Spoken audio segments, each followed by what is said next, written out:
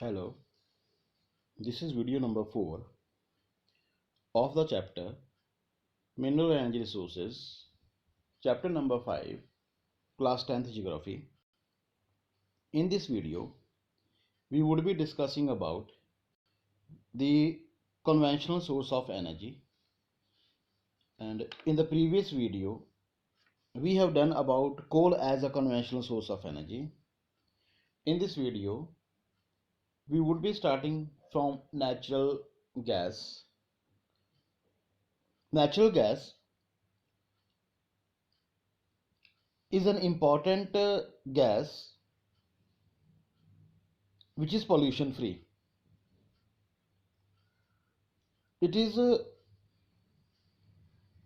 obtained in association with petroleum, or it can be obtained without association with petroleum. Natural gas is used as a source of energy in the industrial raw material and in the petrochemical industries. Now, natural gas is environment friendly because it does not create pollution. Because of low carbon dioxide emission, and therefore natural gas is also referred to as the fuel of the present century.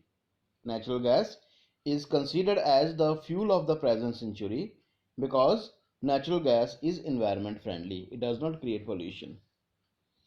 Now, large reserve of natural gas has been found in Krishna Godavari basin. Along with Krishna Godavari basin, Mumbai High also this gas is found. Natural gas is also found in Mumbai High, Gulf of Cambay, Andaman and Nicobar Islands. All are the places where it is found in large numbers. And this is an important one. The 1700-kilometer long Hazira Vijaypur Jagdishpur gas pipeline, it links Mumbai High and basin with the fertilizer power plant. Now we have 1700-meter long Hazira Vijaypur Jagdishpur gas pipeline. This is the longest gas pipeline in our country. It connects Mumbai High and basin with the fertilizer, power and industrial complexes in the western and northern India. Now, use of CNG gas, that is CNG, use of CNG gas for vehicles can replace the liquid fuels. It can replace the liquid fuels, and this gas, that is natural gas CNG, is gaining more and more popularity in the country these days. Next we have is electricity. Electricity is also one of the conventional source of energy. Electricity is generated mainly in two ways.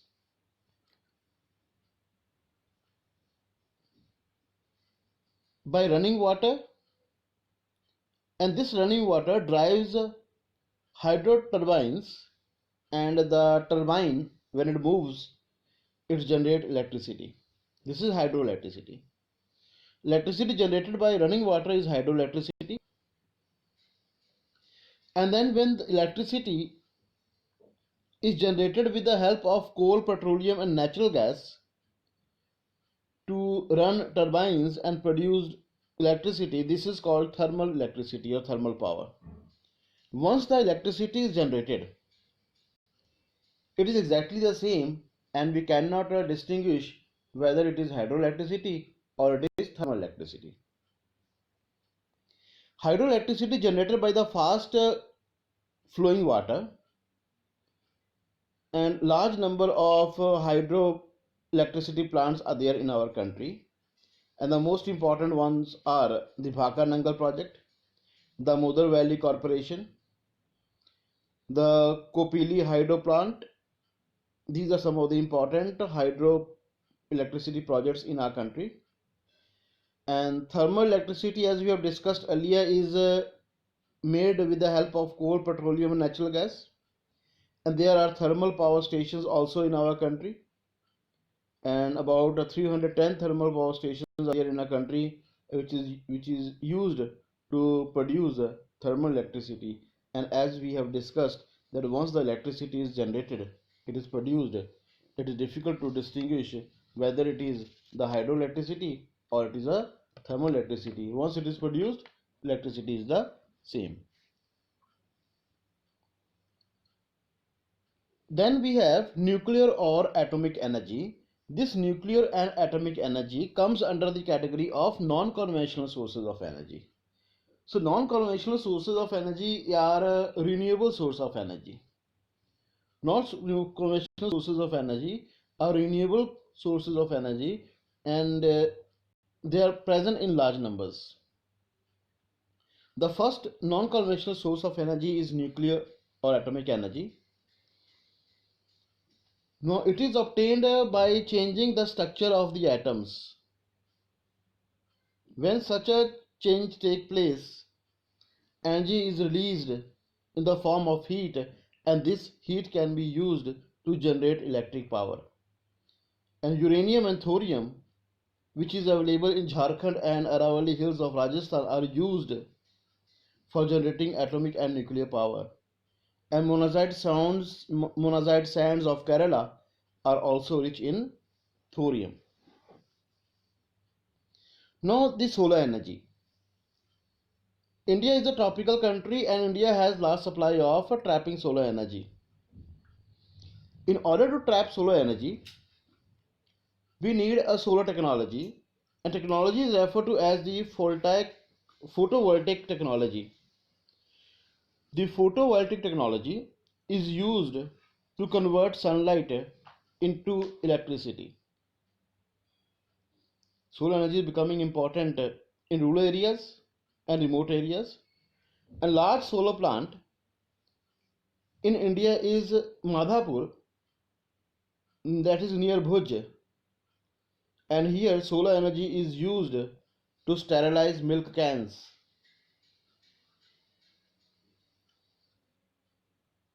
Solar energy can be used as a replacement for dung cakes, wood, as the source of energy in the rural areas, and solar energy also has a bright future in our country.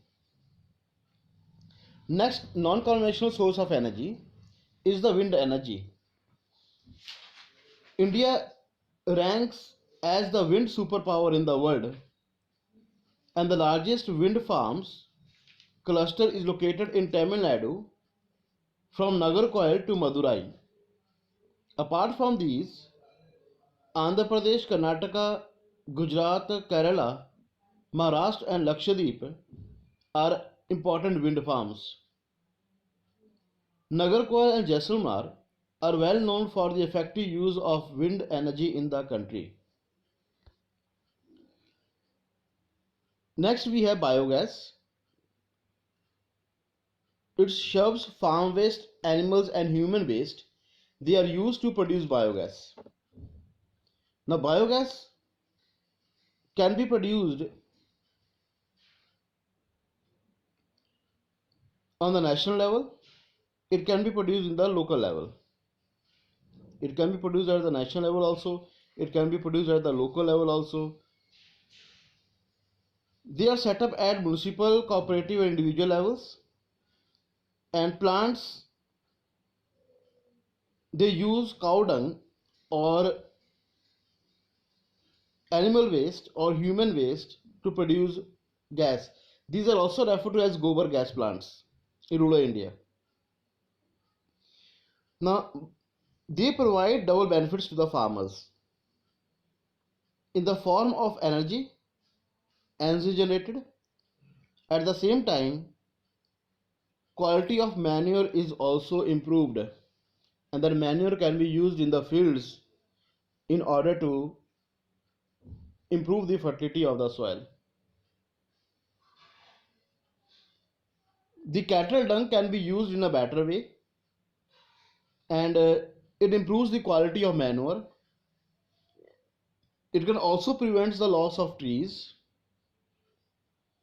so it also can reduce pollution. So it is also one of the important fuel which is used. The next non-conventional source of energy is tidal energy.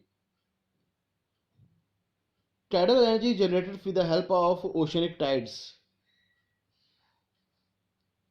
Floodgates are built, and in the oceans we have high tides also, we have low tides also. So during the high tides, water flows into the inlet and gets trapped, and then water is made to flow outside the floodgate, and then it is made to turn the turbine after falling it from a height, and then generation of electricity take place. It is Gulf of Kutch is used for the production of tidal energy. A 900 megawatt tidal energy power plant is set up by the National Hydropower Corporation. The National Hydropower Corporation has set up a 900 megawatt tidal energy power plant here in Gulf of Kutch for the generation of tidal energy. Now, geothermal energy means the energy that is obtained from the earth. We know that the earth becomes heater as we move deep inside the earth or the interior of the earth. Sometimes the underground water can come in contact with this heat. Sometimes the underground water can come in contact with these heats, and because of that the water may turn into steam, and the steam is used in order to drive the turbines and generate electricity. So there are large hot springs in India which can be used to generate electricity, and two experimental power projects has been set up in India to use geothermal energy. And these two projects are, number one is in Parvati Valley, that is near Manikaran in Himachal Pradesh, and number two is located in the Puga Valley in Ladakh. So two experimental projects has been started to harness geothermal energy. The steam is used to turn the turbine and generate the electricity. And one experimental project is in Manikaran, that is in Parvati Valley, and the other one is the Puga Valley in Ladakh. So these are the two places where geothermal energy is harnessed. The next topic is the conservation of energy resources. Since energy is an important resource and it is required for the development of the country, it is required to meet our needs, and we cannot think of development without these energy resources. We have to take steps in order to conserve energy.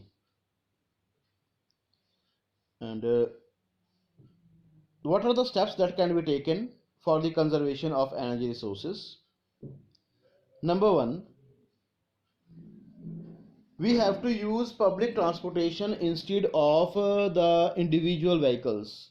The first point, what can be done by us so that energy can be saved?